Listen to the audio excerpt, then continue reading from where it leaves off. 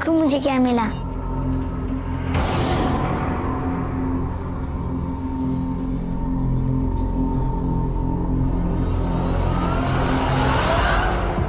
दे मुझे, मुझे चाहिए। नहीं मेरा है, ये मुझे चाहिए। मेरी है। पर दे मुझे। मेरी गाड़ी है। मुझे भी मेरी गाड़ी है।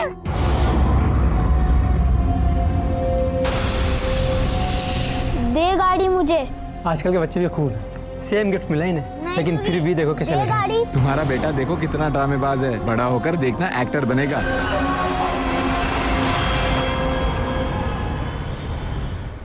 अभी कहाँ गया ये लड़का? ये ऊपर बरसाती में क्या करता रहता है? ये आपकी टिफिन। अभी मैं पापा जा रहे हैं, होमवर्क कर लेना। कोई जवाब नहीं। यस मम्मी, हाँ मम्मी, कुछ नहीं। होमवर्क कर लेना और गेम बाद में, ठीक है? आपने टिफिन ली?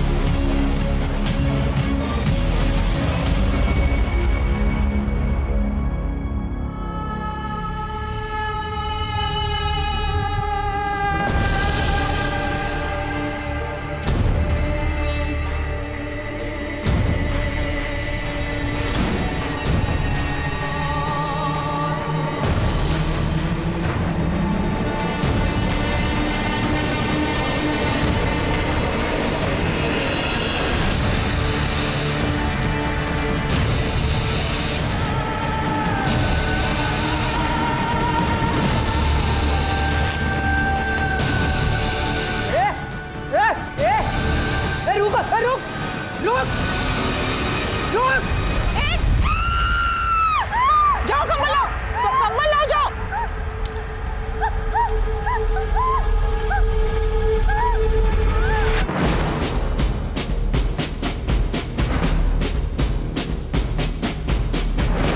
मैम आप खामा खाइए, it's okay, I am fine. Verma, और ओके? ऑल ओके सर, ऊपर से थोड़ा जला है, लेकिन कांस्टेबल पाल के हाथ थोड़ा ज्यादा जले, ट्रीटमेंट चालू है। पेशेंट वो औरत? 25% बर्न्स है। लकीली वूंड ज़्यादा डीप नहीं है। थैंकफुली आग टाइम पे बुझा दी गई। जैसे ही उनकी हालत स्टेबल होती है हम उन्हें जल्दी जनरल वार्ड में शिफ्ट करेंगे। आप आगे की इंक्वायरी कर सकते हैं बाद में।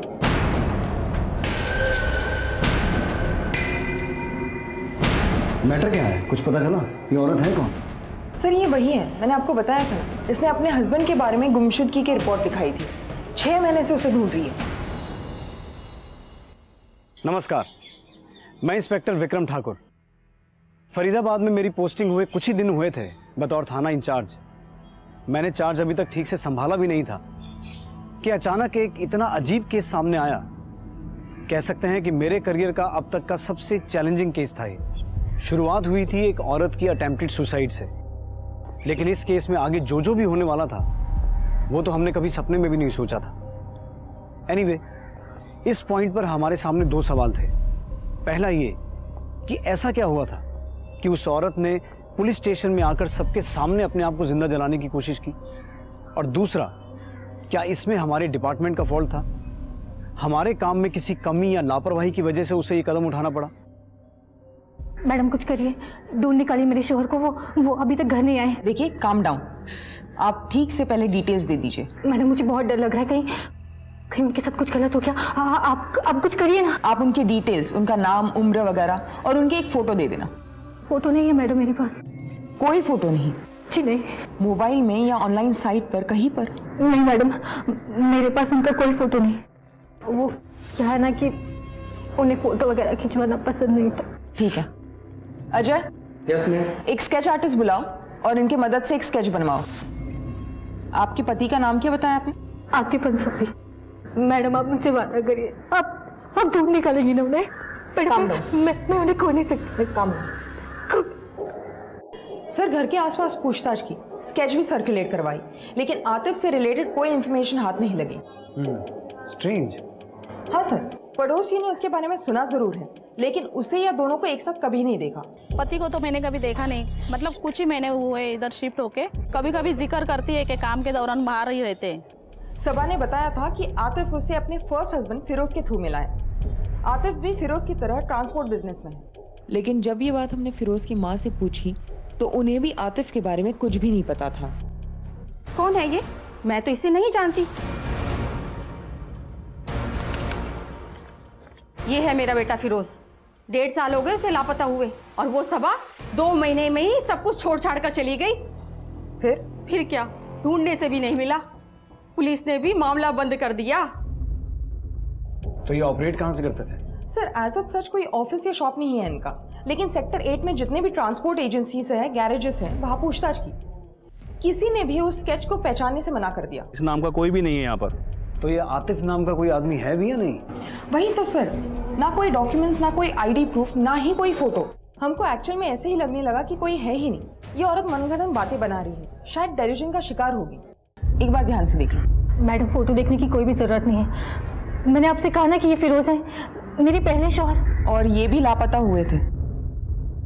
हाँ, अब लापता हो गए थे तो हो गए थे, इसमें मेरी क्या गलती है? और आप ये सवाल मुझसे क्यों कर रही है मैडम? अच्छा ठीक है, पानी पियो। आखिरी बार कब देखा था आपने आतिफ को? और आप दोनों के बीच कोई अनबन, झगड़ा? नहीं मैडम, सब ठीक था। मेरे और फिरोज के बीच में कभी कोई अनबन नहीं होती थी। फिरोज या आतिफ, किसकी बात कर रही हो तुम? आपने अभी कहा फिरोज। मैं आतिफ की बात कर रही थी, और फिरोज से मेरा कोई लेना देना नहीं है।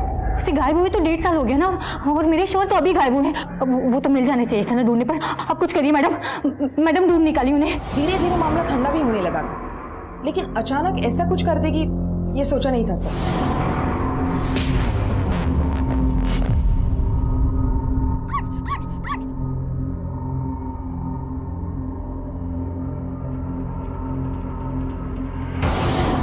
ये मेरा पप्पी मेरे साथ खेलेगा, है ना पप्पी?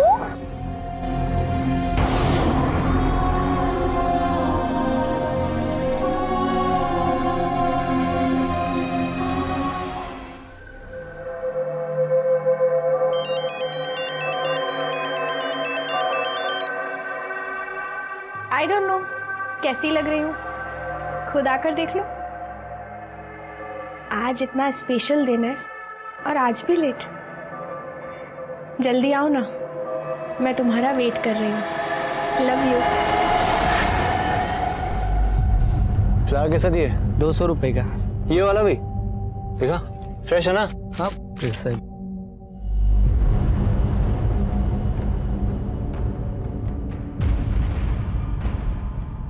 आतिफ फिरोज के खास दोस्त थे,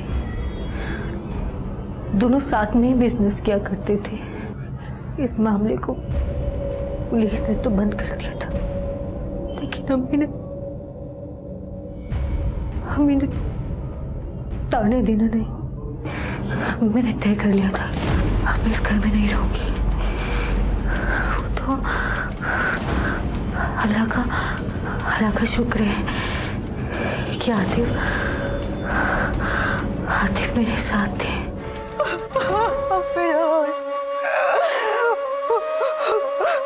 संभालो अपने आप को, अकेली नहीं हो तुम।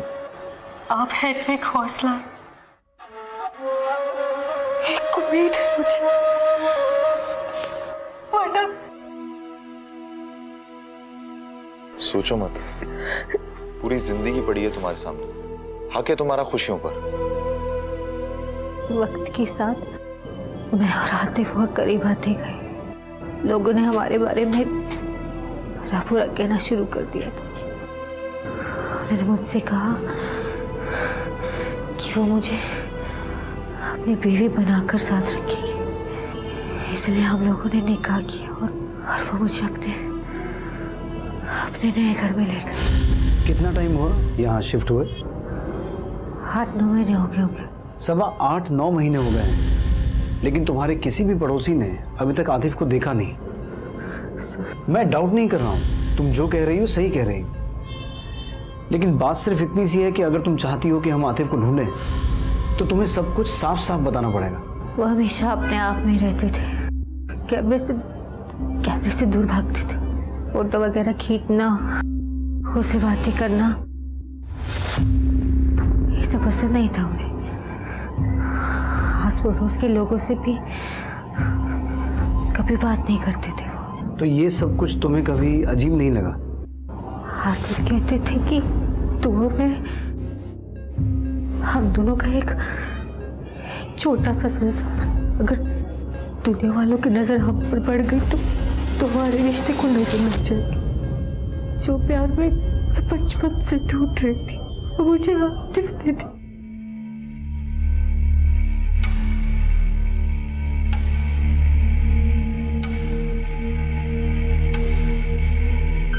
चुप हो जा।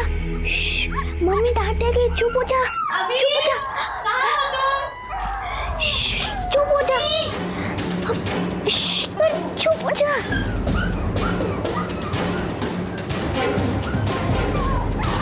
अभी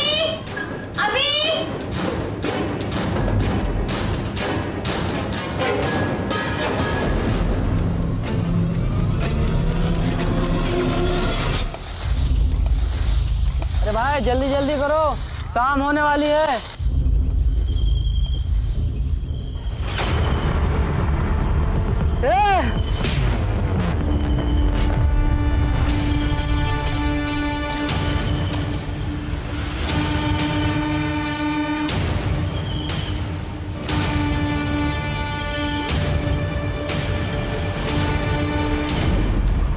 इंस्पेक्टर साहब, कल रात से वीरेन मिसिंग है। वीरेन मेरे हस्बैंड। सर प्लीज मेरी हेल्प कीजिए सर, उन्हें ढूंढिए सर। देखिए आप आराम से बैठिए। जी बताइए क्या हुआ? ये उनकी फोटो है सर, क्रिमिनल लॉयर है वो। फ्रेश है ना? हाँ। मैं उनका फोन भी ट्राई कर रही हूँ लेकिन उनका फोन स्विच ऑफ आ रहा है। सर कल हमारी मैरिज एनिवर्सरी थी, उनके घर आने के बाद हम लोग सेलिब्रेट करने वाले थे, लेकिन सर कल रात से वो घर नहीं लौटे सर। अच्छा, आपने इनका पूरा नाम क्या बताया? वीरेन भाटिया। अच्छा, उनकी पूरी डिटेल्स दीजिए। एज 32, हाइट 6 फीट, और सर कल जब वो घर से निकले थे तो उन्होंने लॉयर की ड्रेस पहनी थी, और सर वो ऑफिस बाइक से आते जाते। देखिए मैम, आप चिंता ना कीजिए, हम उन्हें जल्दी ढूंढ लेंगे। आखिरी बार जब इनकी अपनी बीवी से बात हुई थी, ऑफिस से निकल रहे थे।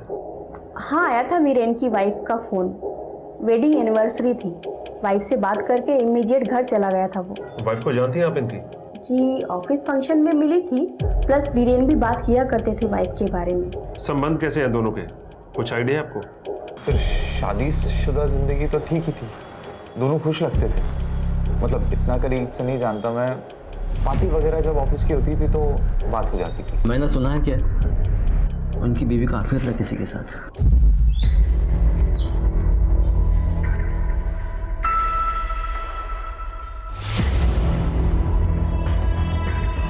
और सिमी से भी दूर रही हो, और फोन मत करना सिमी को, समझा?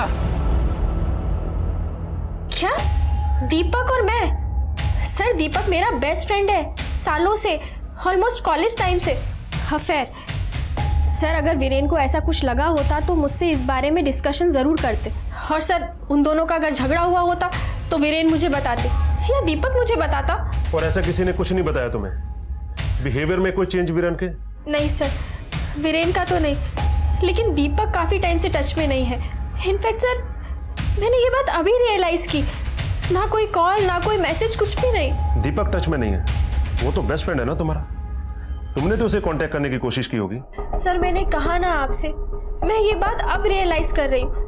दीपक को ट्रैवलिंग का बहुत शौक है, सिंगल बंदा है, कभी भी कहीं भी निकल जाता है, जब वापस आता है कॉल करता है, मैसेज भी करता है, और सर फिर हम मिलते भी हैं। यही दीपक का पैटर्न है, इसलिए सर मैंने भी ज्यादा नहीं सोचा। और सर दीपक और मेरा अफेयर सर दीपक मेरे बारे में ऐसा सोच भी नहीं सकता। तो किसी से कोई दुश्मनी, कोई प्रॉब्लम? क्रिमिनल लॉयर है, इतने सारे केसेस, इतने सारे क्रिमिनल्स। सर आपको लगता है क्या कि ये किसी पुराने केस से रिलेटेड है? हाँ, हो सकता है। हमें हर एंगल देखना होगा। और वैसे भी उसे गायब हुए 72 घंटे हो चुके हैं। आपको कुछ भी पता चले तुरंत इन्फॉर्म करना। और ये दीपक कहाँ रहता है? सेक्टर नंबर 24 से मिली बॉडीज की पोस्टमार्टम रिपोर्ट। सर ये deceased number 1, name unknown, age 34-35 years, estimate time of death September 2016। ये deceased number 2, name unknown, age 30 years, estimated time of death October 2017, मतलब 8 महीने पहले की बात। ये डिसीज नंबर 3, एज 32 इयर्स और मौत लगभग हफ्ते भर पहले की बात। सर तीनों केसेस में कॉज ऑफ डेथ सेम है, 9 by 1.5 इंचेस का चाकू जिससे मल्टीपल स्टैबिंग किया है, 0.25 थिकनेस वाला। सर वेपन, स्टैबिंग मैनर और असॉल्ट एंगल तीनों भी केसेस में सेम है। सर बॉडी से आर्टिकल मिला है। कोई बटुआ या आईडी नहीं मिला ना? नहीं सर, बस यही। एग्जामिन करवाओ क्या लिखा है। और इसका डिजाइन भी कुछ अनकॉमन है। लेकिन ये आर्टिकल बॉडी नंबर 1 से मिला है, बॉडी नंबर 2 और 3 से कुछ भी नहीं मिला। ये जो पहला विक्टिम है, पहले विक्टिम को दफन हुए काफी समय हो गया है, इसलिए इसका फेशियल रिकंस्ट्रक्शन मुश्किल होगा। लेकिन फोरेंसिक एंथ्रोपोलॉजिस्ट को इन्वॉल्व करके विक्टिम नंबर 2 के चेहरे को रिकंस्ट्रक्ट करवाओ। सभी बॉडीज की समेटोस्कोपी और समेटोमेट्री की रिक्वेस्ट रेज करो। और ये जो विक्टिम नंबर 3 है, जिसे मरे 1 हफ्ता ही हुआ है, इसके चेहरे का फोटो लेकर इसे डिजिटली एनहांस करवाओ और इसकी फोटो सभी पुलिस स्टेशन में सर्कुलेट करवाओ। हो सकता है इसकी मिसिंग कंप्लेंट कहीं मिल जाए। सर सबा के गुमशुदा पति को ढूंढते वक्त 3 लाशें बरामद हुई हमें, और उस वक्त तो हमें यह भी नहीं पता था कि ये दोनों बातें आगे जाकर जुड़ने वाली हैं। ऐसे केसेस हुए हैं पहले भी, जिसमें कंप्लेंट या इंफॉर्मेशन लेकर आया आदमी खुद किसी भ्रम का शिकार होता है, डिल्यूजनल। इसमें उनकी कोई गलती नहीं है। लाइफ में हुआ कोई ऐसा हादसा या सदमा उन पर ऐसा भारी असर छोड़ जाता है कि जिससे वो कभी उभर ही नहीं पाते हैं। वो जिंदगी भर उसी भ्रम में जीते रहते हैं। कई लोगों को ये यकीन था कि आतिफ अंसारी नाम का कोई इंसान था ही नहीं, वो सबा अंसारी का वहम था। मैडम कुछ करिए, ढूंढ निकालिए मेरे शोहर को, वो अभी तक घर नहीं आए।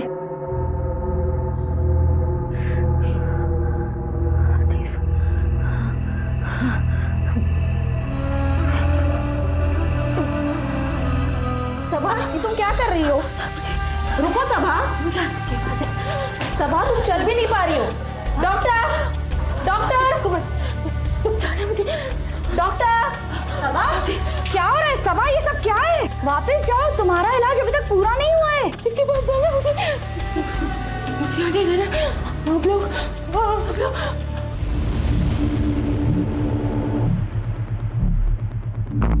परफेक्ट टाइमिंग है इस ताले की भी। क्या हुआ सर? आप जानते हैं इस दीपक को? बात होती है कभी? हाँ सर, सभी से मिलता जुलता है और हमारे साथ कभी कभार क्रिकेट खेल लेता है। तो जानते हैं कहाँ गया हो सकता है? नहीं सर, वैसे तो हमेशा बताकर जाता है और कभी कभार चाबी भी छोड़ देता है, लेकिन इस बार ऐसा कुछ नहीं है। ठीक, इसकी कॉल डिटेल्स लिखवाओ और लोकेशन ट्रेस करो। देखो कि ये सिमी के टच में था कि नहीं।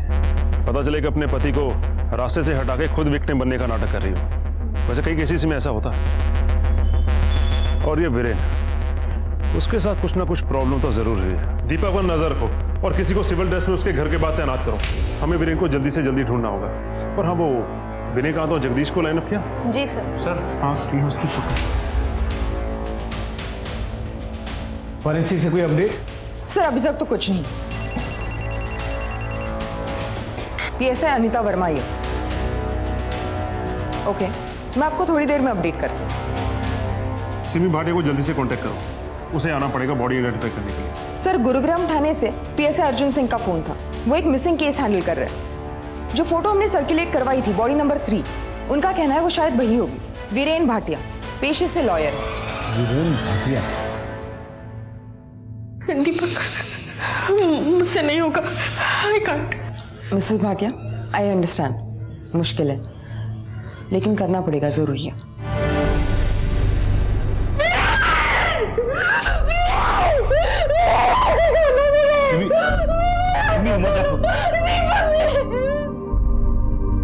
सर इस पोस्टमार्टम रिपोर्ट में जो भी पॉसिबिलिटी निकली थी वो तो कंफर्म होती है ना कि इस सब में एक ही मर्डरर है, वरना तीनों बॉडीज एक ही जगह दफन क्यों होती? एक मर्डर और एक मोटिव। आपने किसी सस्पेक्ट को नैरो डाउन किया है? सर हम पर्सनल एंगल टटोल रहे थे। विक्टिम का एक दोस्त भी है, दीपक रहेजा। मैं वीरेन को भला कुछ क्यों करूंगा? जस्ट बिकॉज वो लापता है या कोइंसिडेंटली मैं आउट ऑफ सिटी गया हुआ था? तेरा और वीरेन का झगड़ा होना और उसका अपनी बीवी से दूर रहने को कहना और उसके बाद अचानक से वो गायब हो गया और अगले दिन तू गायब हो गया और ये सब कोइंसिडेंस है। हाँ गया था सर, मेरी अपनी कुछ पर्सनल प्रॉब्लम चल रही हैं, इसलिए शहर से दूर चला गया था। कौन सी पर्सनल प्रॉब्लम? मेरा ब्रेकअप हो गया था मेरे पार्टनर से। पार्टनर? वो सिमी? सिमी? सर ये आप क्या कह रहे हैं? सिमी और मेरा अफेयर? इम्पॉसिबल। क्यों? बिकॉज आई एम की। क्या?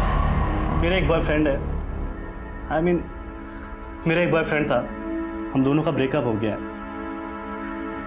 इन सब बातों से परेशान होकर मैं आउट ऑफ सिटी चला गया था। और जिस झगड़े की आप बात कर रहे हैं ना सर, वो भी इससे जुड़ा हुआ है। मैं जो हूँ वो हूँ, ये मेरी पर्सनल चॉइस है। कौन सी चॉइस? ये नपुंसक बनने की चॉइस? बकवास बंद कर। हट, तुम बीमार है समझा? इलाज करवाओ अपना और फोन मत करना सिमी को, समझा? और सर जिस फोन कॉल की आप बात कर रहे हैं ना, जो कॉल मैंने सिमी को किया था सर, मैंने उसे ये बताने के लिए कॉल किया था कि मेरा ब्रेकअप हो गया है। पर जब उसने कॉल उठाया तो वो अपनी एनिवर्सरी को लेकर इतने एक्साइटेड थे कि मैं उसे कुछ बता भी नहीं पाया। मुझे लगा खाम वो परेशान हो जाएगी। मैंने बस उसे एनिवर्सरी विश किया और फ़ोन रख दिया। और अगली सुबह मैंने अपना बैग पैक किया और दूर शहर से चला गया, अपना फ़ोन भी स्विच ऑफ कर दिया। सर हमें लगा दीपक का वीरेन की बीवी के साथ अफेयर है, लेकिन सर हमने वेरीफाई किया ऐसा कुछ भी नहीं है। सर ये जो दीपक है वो गे है और उसका एक बॉयफ्रेंड भी था। सर वीरेन को जब दीपक के बारे में पता चला तो उनमें काफी गाली गलौज हुई, लड़ाई झगड़ा हुआ और वीरेन ने उसे काफी ह्यूमिलेट भी किया। ह्यूमिलिएशन? वीरेन को मारने का मोटिव तो मिलता है, लेकिन बाकी के दोनों को क्यों? अनलेस दीपक इन दोनों को भी जानता हो और इन दोनों ने भी दीपक को इंसल्ट किया हो या किसी वजह से उकसाया हो। सर लेकिन यहाँ क्यों? फरीदाबाद में क्यों? वो तो उसे गुरुग्राम में मार के ही दफन कर सकते थे। दीपक का फरीदाबाद से कोई कनेक्शन? अभी नहीं तो 1.5 साल पहले का, जब इस पहले विक्टिम को मारा गया था। नहीं सर, हमने उसकी पर्सनल हिस्ट्री चेक की। बेसिकली वो मुंबई से है, यहाँ लॉ करने के लिए शिफ्ट हुआ था। लेकिन सर 2 सस्पेक्ट्स और भी हैं, 2 क्रिमिनल्स जिनको वीरेन ने सजा दिलवाई थी। सर दोनों कुछ महीने पहले सजा काट के बाहर आए। बस सर वही 2 हैं। सर इस केस के रिगार्डिंग कोई भी असिस्टेंस की जरूरत होगी तो प्लीज मुझे बताइएगा। Sure, thank you so much. Thank you sir. साहब मेरे शॉल मिले, मेरे हाथे मिले साहब। सबा हम कोशिश कर रहे हैं। कोशिश? फिरोज की वजह से भी सही हुआ था, पुलिस ने कोशिश की थी और थोड़ी देर के बाद केस बंद कर दिया था। अगर इस बार भी ऐसा हुआ तो साहब मैं उन्हें खो नहीं सकती साहब, कुछ करिए। देखो सबा, जब तक तुम्हारे पति नहीं मिल जाते हम चैन से नहीं बैठेंगे। तुम घर जाओ, जैसे कुछ पता चलेगा हम तुम्हें इन्फॉर्म करेंगे। मैं घर नहीं जाना चाहती, यहाँ रह के अपने हाथ का इंतजार करना चाहती। एक काम करो, इन्हें मेस के बाहर जो बेंच है वहां बिठाओ, पानी पिलाओ। Yes sir. मैंने इसके पहले पति की फाइल्स मंगवाई थी, क्या हुआ उसका? सर मैंने उनसे कांटेक्ट किया है, फाइल्स आ जाएंगी। अंडरस्टैंड वर्मा, वो फाइल्स आएंगी तो हमें इस केस के बारे में इंफॉर्मेशन मिलेगी। अगर बाई चांस सबा ने उन फाइल्स में अपने पहले पति के बारे में वही सब बताया है जो अभी वो अपने दूसरे पति के बारे में बता रही है, तो हमें ये समझ में आएगा कि एक पैटर्न है जिसे वो बार बार फॉलो करती है और आतिफ अंसारी नाम का कोई इंसान है ही नहीं। और अगर ऐसा नहीं है तो हमें ये समझ में आएगा कि बार बार सबा को टारगेट किया जा रहा है। ये कोइंसिडेंस तो नहीं हो सकता ना? Yes sir, you are right. I am sorry, मैं उन्हें कांटेक्ट करती हूँ और फाइल्स इमीडिएटली लाती हूँ। अभी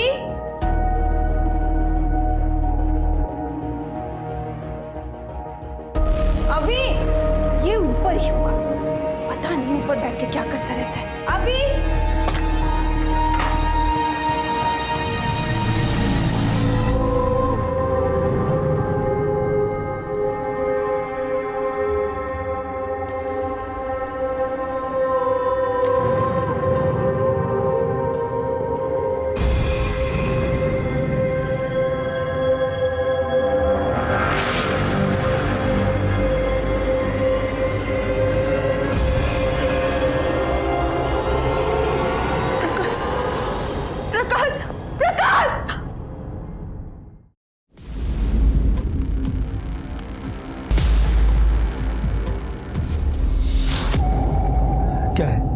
क्या है ये सब? मैंने तुमसे पहले ही कहा था अभी किसी से दोस्ती नहीं करता, कहीं बाहर खेलने नहीं जाता। तुम्हें अजीब नहीं लगता ये सब? कहीं हमारा अभी उसकी दिमागी हालत। क्या बकवास कर रही हो तुम? पागल हो गई हो? ये सब उसने टाइम पास के लिए किया होगा। कोई प्रॉब्लम नहीं है उसके साथ, कोई फेज होगा और ऐसे फेज से सभी गुजरते हैं। इतना बवाल करने की क्या जरूरत है? काश मैंने कभी किसी बच्चे को ऐसे करते नहीं देखा है। फिर वही अभी नॉर्मल है, दूसरे बच्चों की तरह। माँ हो या दुश्मन, ये सब सोचोगी ना तो डीमोरलाइज हो जाएगा। और तो और बाहर के लोग क्या सोचेंगे? पागल कहेंगे। इस टाइम रह जाएगी जिंदगी भर के लिए। लुक, तुम उससे कुछ मत कहना, मैं उससे बात करता हूँ, सब ठीक हो जाएगा। ओके?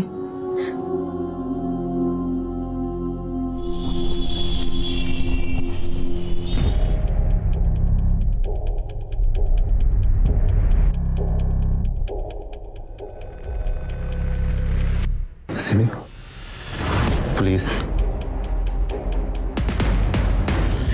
सर, मैंने दिल्ली से कॉलेज कंप्लीट किया है, वही मेरी सिमी से मुलाकात हुई थी, लेकिन आप ये सब। और फरीदाबाद? फरीदाबाद? फरीदाबाद में रहना नहीं हुआ? नहीं सर।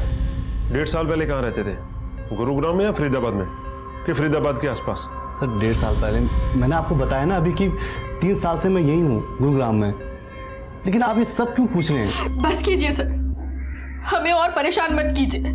आप जाइए और जाकर वीरेन के कातिलों का पता लगाइए। वही कर रहे हैं। तुम्हारे पति की लाश यहां से 42 किलोमीटर दूर फरीदाबाद में मिली। ये बात तुम्हें खटकी नहीं? और साथ ही जिस गड्ढे में से तुम्हारे पति की बॉडी मिली, उसी गड्ढे में से 2 डेड बॉडीज और मिली हैं। इसीलिए पूछ रहे हैं फरीदाबाद से या उन दोनों आदमियों से इसका कोई कनेक्शन है या नहीं।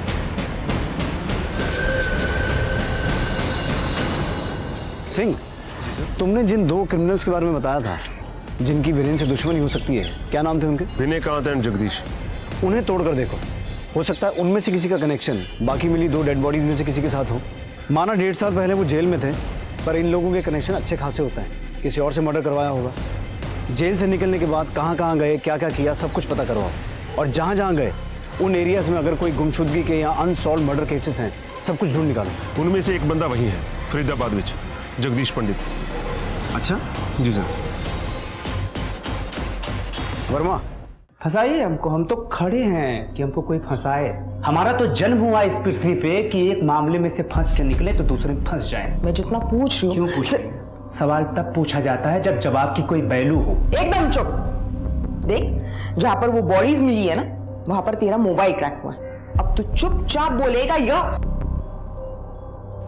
था, मैं वहां था।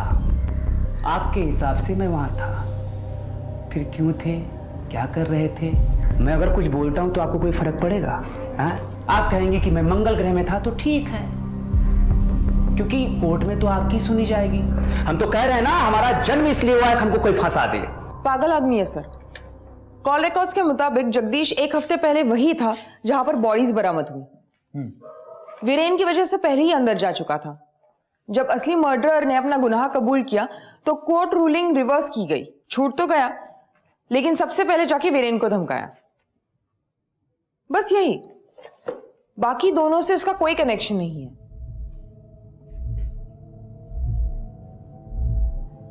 क्या हुआ सर? ये वही रिंग है ना जो हमें एविडेंस में मिली थी? ये तो वही सबा का पहला पति फिरोज। जो फाइल्स तुम लेके आई हो मैं वही पढ़ रहा हूं।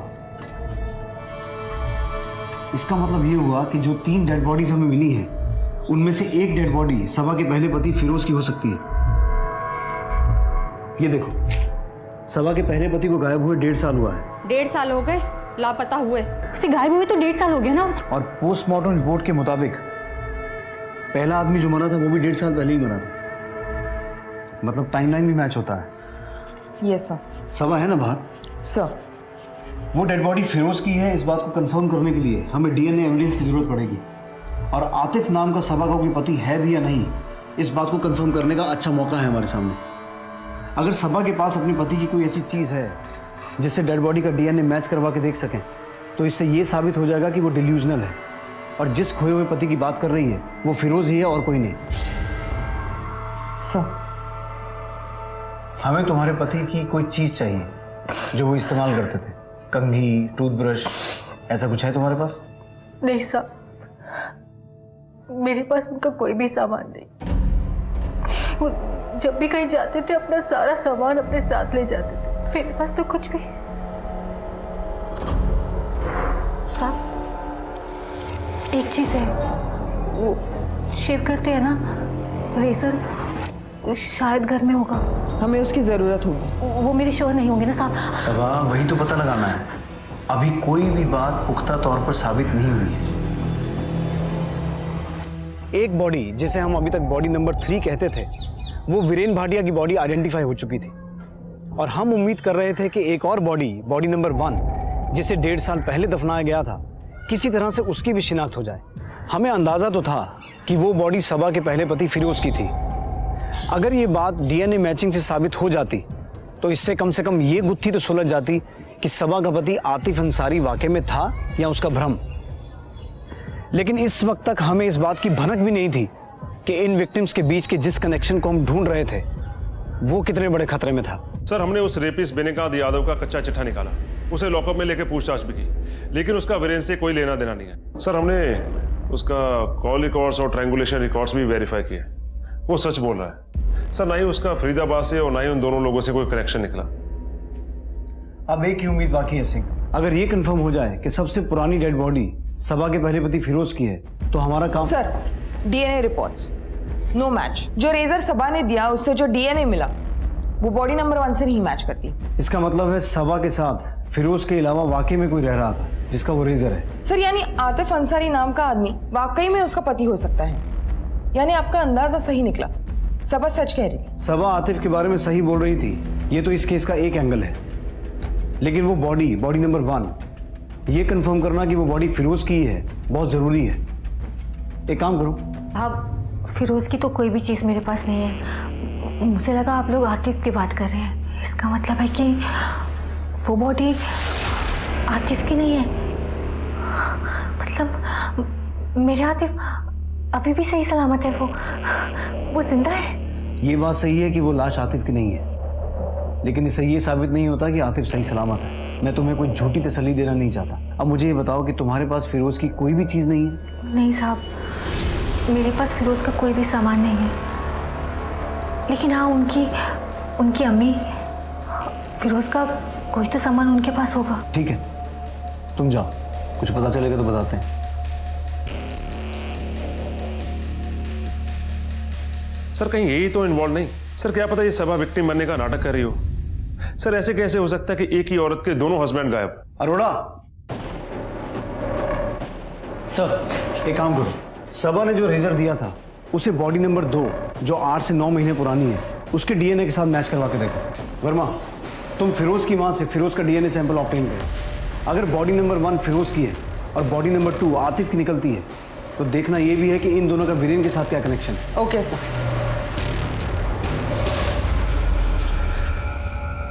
सर, फिरोज की मां के डीएनए से बॉडी नंबर 1 का डीएनए मैच हो गया, इसका मतलब वो बॉडी फिरोज की है। और सर, बॉडी नंबर 2 का डीएनए आतिफ के डीएनए से मैच नहीं हुआ, इसका मतलब वो किसी और ही की बॉडी है जो अभी तक इस केस में सामने नहीं आया। सर, अब क्या सबा और सिमी के बीच कोई लिंक है? सर, हमें सबा और आतिफ से जुड़ी और भी इंफॉर्मेशन निकालनी होगी। सर, आतिफ का कुछ ना कुछ बैकग्राउंड तो जरूर होगा। सबा और सिमी दोनों एक ही एज की हैं, दोनों की फैमिली वगैरह कुछ नहीं है। करेक्ट। बेसिकली इन दोनों का प्रोफाइल एक जैसा है। एक डेड बॉडी फिरोज की है, दूसरी डेड बॉडी वीरेन की है, और डीएनए रिपोर्ट से यह साबित हो चुका है कि तीसरी डेड बॉडी आतिफ की नहीं है। अगर इस पैटर्न को लॉजिकली देखा जाए तो तीसरे आदमी की भी बीवी होनी चाहिए। आना नहीं, मैं मार दूंगी।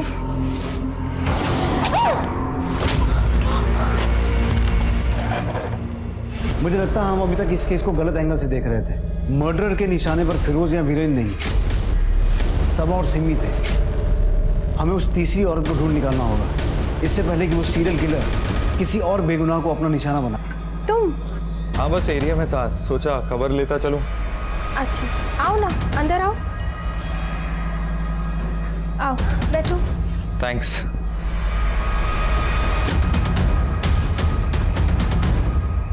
ये तुम्हारे हाथ को क्या हुआ? कुछ नहीं, ऐसे ही। इन आदमियों को ध्यान से देख के बताओ, तुमने इन्हें कभी देखा? जी नहीं। इनको कभी आतिफ या फिरोज के साथ देखा हो? सबा, मुझे आतिफ के बारे में सब कुछ बताओ। मुझे जितना पता था मैं आपको पहले ही बता चुकी हूँ। मैंने आपसे कहा ना कि आतिफ हमेशा हमेशा अपने आप में रहते थे। जब जब मैं आतिफ के स्केच को देख रहा हूँ मुझे ऐसा लग रहा है कि मैंने इस आदमी को कहीं देखा है और हाल फिलहाल में ही देखा है। धीरज रखो सिमी, तुम अकेली नहीं हो, मैं हूं ना। तुम मुझे शुरू से बताओ, तुम आतिफ को पहली बार कहाँ मिली थी, कैसे तुम्हारा मिलना जुलना बढ़ा, कैसे उसने तुम्हें शादी के लिए प्रपोज किया, सब कुछ। फिरोज के साथ ही मैं आतिफ से पहली बार मिली थी।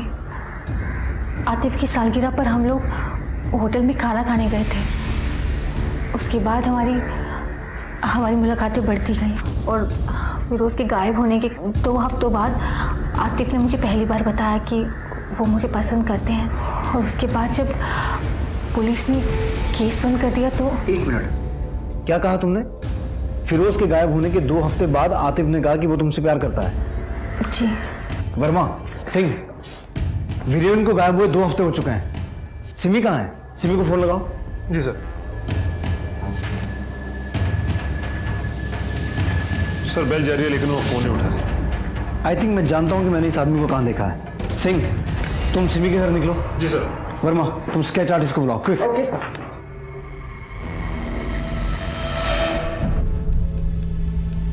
थोड़ी बार ऐड करो। आईब्रोज बना थोड़े थिक और इसकी पगड़ी बना। ये तो उस दिन वीरेन के चौथे पे मौजूद था। क्या नाम था इसका? अम्बरीश, राइट? सब ठीक हो जाएगा। क्या ठीक हो जाएगा? ठीक होने के लिए अब बचा भी क्या है? मेरे तो सब कुछ भी रहनी थे, कोई फैमिली भी नहीं है। मैं वीरेन के बिना बिल्कुल अकेले हो गई हूँ। बिल्कुल अकेले। अकेली नहीं है, हम सब हैं आपके साथ। आपको कभी भी किसी भी चीज की जरूरत पड़े, मन हल्का करने के लिए अगर आप बात।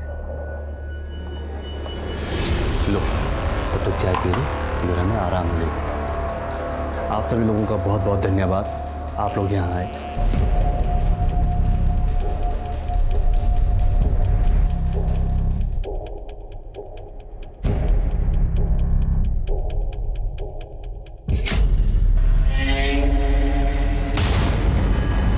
तुम्हें ऐसा कोई चाहिए जो तुम्हारे लिए डिवोटेड हो, जिसके लिए तुमसे बढ़कर कुछ ना हो। तुम जानती हो मैं तुमसे कितना प्यार करता हूं। मैंने क्या क्या किया है तुम्हारे लिए। I love you Simi. हमेश, ये क्या बकवास कर रहे हो? मैंने सोचा था कि तुम बहुत अच्छे इंसान हो, वीरेन के दोस्त होने के नाते, लेकिन। हाँ तो हूं ना, मैं बहुत अच्छा इंसान हूं। देखो तुम मुझे जानती नहीं हो, तुम मुझे एक चांस दो, तुम मुझे देखोगी ना तो तुम्हें समझ आ जाएगा मैं तुमसे कितना प्यार करता हूं। स्टॉप इट अमरीश, लीव, जाओ यहाँ से। नहीं जाऊंगा, जो करना है कर लो। सुनो ना सिमी, प्यार से मान जाओ, नहीं तो तुम्हारे साथ भी वही करना पड़ेगा जो बाकी लड़कियों के साथ किया था। जैसे उन्हें बंद किया था, तुझे भी बंद करना पड़ेगा। छोड़ो मुझे, छोड़ो।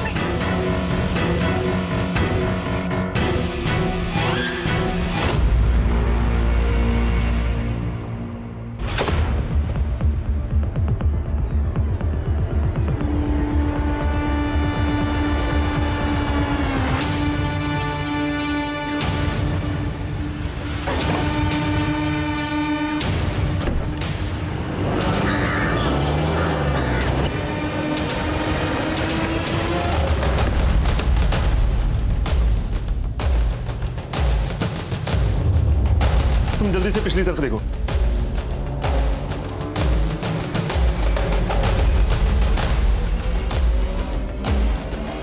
कब तो अभी भी गर्म है। सर, वहाँ तो कोई नहीं है।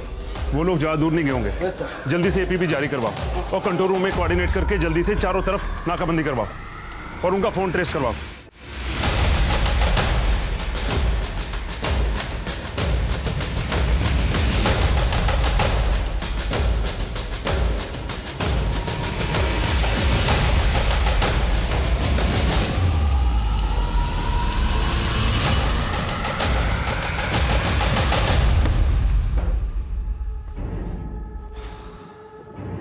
हो गया, कर दिया ना सब खराब।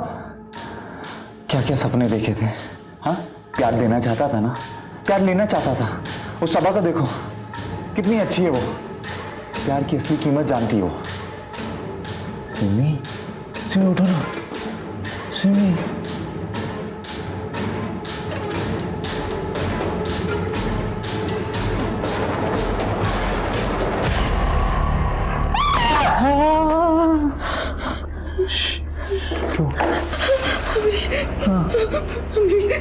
तुम चुप बोलोगे मैं करूंगी, प्लीज मुझे घर जाने दो। नहीं, मैं तुम पे ट्रस्ट नहीं कर सकता। बोलो ना, बोलो आई लव यू, बोलो ना आई।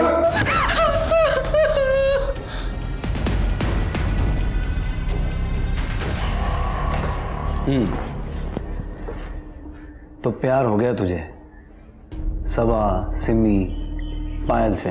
हाँ, प्यार हो गया सबसे। इसलिए मारा उनके पति हो?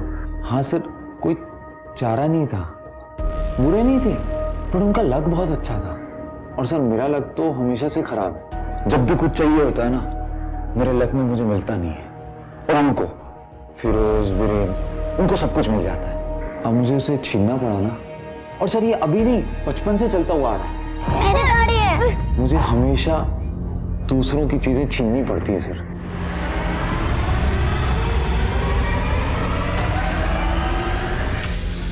सब सबा को पहली बार देखा ना, तो मुझे प्यार हो गया। तो मैं अभी से आतिफ बन गया। सब कुछ अच्छा चल रहा था सर, मैं और सबा।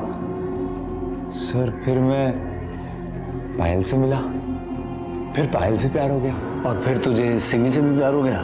सर उसी के चक्कर में तो ये बनाऊं।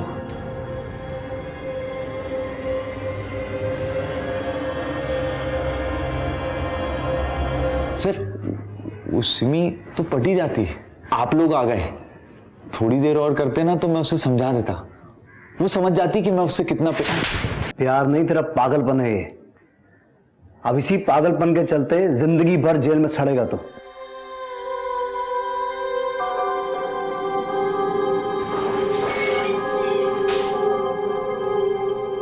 Cone man, serial killer, Amrish, Atif, अवी, आखिर हमारे हाथ लग ही गया। कोई भी रातों रात गुनाहगार नहीं बनता। अभी को भी एक मर्डरर बनने में समय लगा, और ये सब कुछ उसके माँ बाप के सामने हुआ। अगर उसके माँ बाप समय रहते उसे रोक देते तो फिरोज, वीरेन और पायल के पति सौरभ की जान बच जाती।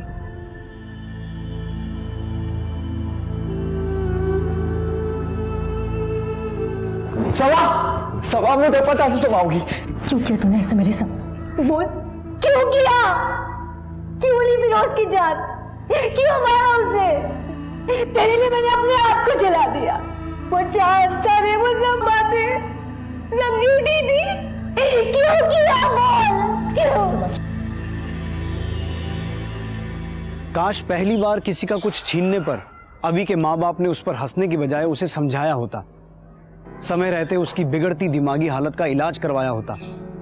काश सबा का प्यार इतना अंधा ना होता तो ये सब कुछ होता ही नहीं। आपकी फैमिली के लोगों में, आपके आसपास आपको कोई भी ऐसी अजीब चीज नजर आए तो आंखें बंद मत कीजिए, मुंह मत मोड़िए, उसे ध्यान से देखिए, समझिए, और अगर जरूरत पड़े तो आवाज उठाइए, सवाल कीजिए। कल आपकी यही सतर्कता कई जाने बचा सकती है। अब मैं इंस्पेक्टर विक्रम ठाकुर आपसे विदा लेता हूं। आपसे जल्द मुलाकात होगी एक नए केस के साथ। तब तक देखते रहिए क्राइम पेट्रोल 10 तक। मकसद बताना नहीं, बचाना है।